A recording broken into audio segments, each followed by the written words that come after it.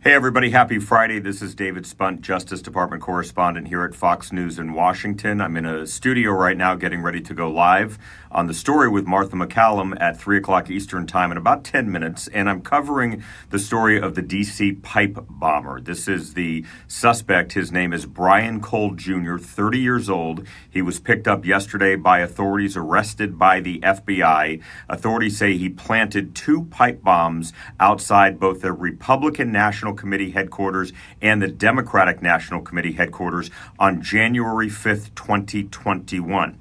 That date is significant because it is the night before the attack on the U.S. Capitol, the day that Joe Biden was certified as the 46th president of the United States. So Cole is in custody. He's been in custody for about 24 hours, and we do have some new reporting from the courtroom that I'm going to be sharing with Martha in just a few minutes, but I can give you a preview right now.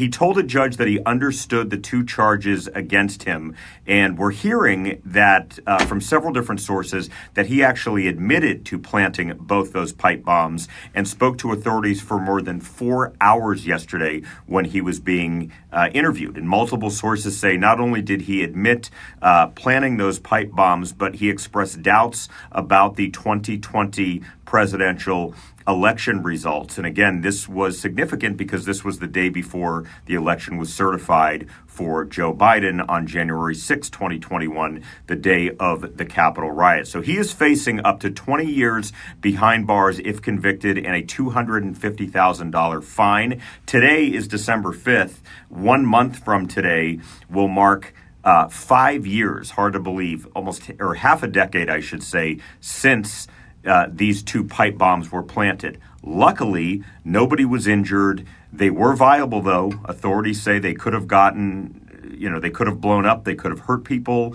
they could have killed people. They were found the next day on January 6th. For 5 years, almost 5 years, the FBI searched and searched for this person. The investigation was intense. I covered it under former Director Christopher Wray, but things got even more intense in the investigation under FBI Director Kash Patel when he ordered agents to take a new look at this case. Fresh eyes, go line by line at the evidence and look at things, and that's precisely how they found their suspect.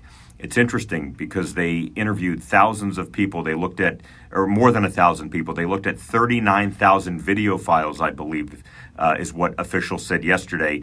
And there was a $500,000 reward, $500,000 reward. But in the end, none of that mattered.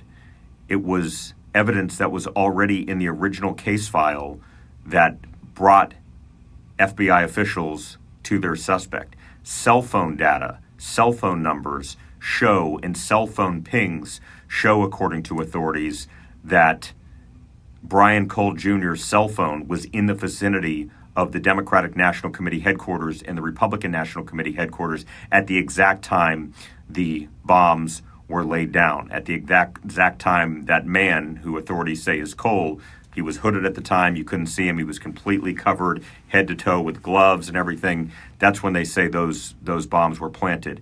Officials also say they have forensic evidence. They haven't said what that forensic evidence is yet. We will find out through the course of the investigation. And they say that the receipts, they have receipts that show that he purchased bomb-making materials that were used to make those pipe bombs. So where do we go from here? Well, the next court appearance is December 15th in Washington. That's the next time he will appear in court. Right now, he remains in custody. He said he understood the charges against him. He could face up to 20 years behind bars for these charges, and authorities are insistent that they have their man, and they believe that he acted alone, as he's the only person on the actual tape.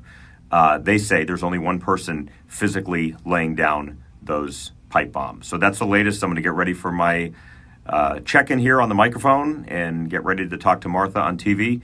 Thank you very much. Happy Friday, happy holidays, and have a great weekend. Take care.